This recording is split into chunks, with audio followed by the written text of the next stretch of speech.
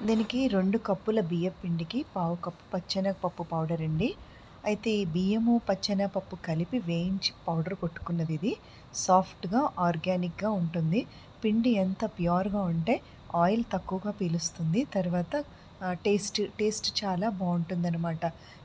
ఈ మురుకులకి ఎప్పుడూ కూడా పిండి ఫ్లోర్ బట్టే ఉంటుంది టేస్ట్ అనేది. తర్వాత 2 కప్పుల బియ్యపు పిండికి పావు కప్పు పచ్చెనగపప్పు పౌడర్ వేసుకున్న తర్వాత శనగపిండండి. శనగపిండి అంటే ఇది పట్టించుకున్నదనమాట. అయితే పావు కప్పు నువ్వులు, ఉప్పు, కారము. ఉప్పేమో మనము ఒక అర చెంచా వేసుకుంటే, కారం వచ్చి ఒక చెంచా పడుతుందండి. వాము ఒక చెంచా నుంచి 2 చెంచాల వరకు గూడా వేసుకోవచ్చు. అయితే ఇవి క్రిస్పీగా రావాలి అంటే కొంచెం వేడి వేడి నూనె కానీ, బటర్ కానీ పిండిలో కలిపేటప్పుడు వేసుకోవాలి. అయితే కొంచెం వాటర్ జల్లుకుంటూ వాటర్ ఒక్కసారి పోసుకోకూడదండి. కొద్దిగా స్ప్రింకిల్ చేసుకుంటూ చాలా తక్కువగా వాటర్ పట్టేటట్టుగా గట్టిగా కలుపుకోవాలి. అయితే ఈ మురుకులు మనము ఈ ఇండక్షన్ స్టవ్ మీద హై టెంపరేచర్‌లో చాలా తొందరగా వేగిపోతాయి. చాలా తక్కువ ఆయిల్‌తో.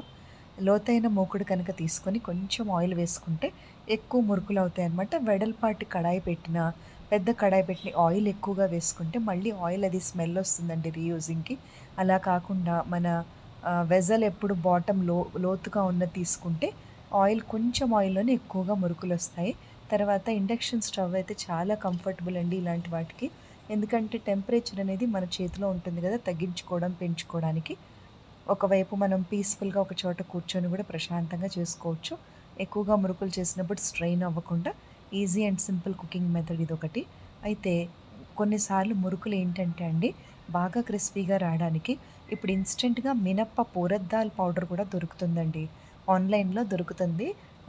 ఈ ఆన్‌లైన్‌లో మీరు ఉరద్ దాల్ పౌడర్ అంటే వస్తుందనమాట. అలా మనం ఒక అరకప్పు లేదా కప్పుడు ఉరద్ దాల్ పౌడర్ కూడా వేసుకుంటే బాగా క్రిస్పీగా వస్తాయి. మురుకు విరిగిపోకుండా ఉంటుంది. ఇంకొక టిప్ ఏంటి అంటే పుట్నాల పొడి కలుపుతారు కొంతమంది. లేదంటే సాబుదాన్ కొంత అది కూడా వేసి చేస్తారు. సో, రకరకాలుగా ఉంటాయి. ఎక్కువగా నేను మురుకులు పచ్చిమిర్చి పేస్ట్‌తోనే చేస్తానండి. ఎప్పుడో ఒకసారి ఇట్లా కారం వేసి చేయడం అనమాట. అయితే మురుకులు క్రిస్పీగా రావడం అనేది ముఖ్యం మనకి. వేసిన వెంటనే కూడా మూత పెట్టకూడదు. మూత పెడితే మెత్తపడిపోతాయి మురుకులు. సో, కొంచెం మనం డ్రై అవ్వనివ్వాలి. అప్పుడు క్రిస్పీగా బావుంటాయి. ఇవి చక్కగా ఈవినింగ్ టీ టైమ్ స్నాక్ కింద లేదంటే ఈ మురుకులతో ఒక రెసిపీ ఉంటుందండి. నేను అప్‌లోడ్ చేస్తాను చూడండి.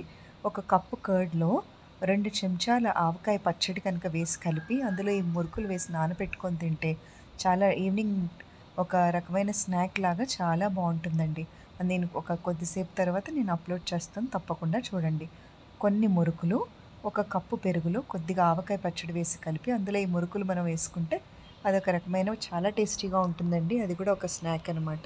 నేను చేస్తాను తర్వాత యూట్యూబ్‌లో మీరు వీడియోస్‌ని ఖచ్చితంగా మీరు వాచ్ చేయండి. కొన్ని న్యూట్రిషన్ వాల్యూస్ గురించి చెప్తూ వస్తున్నాను.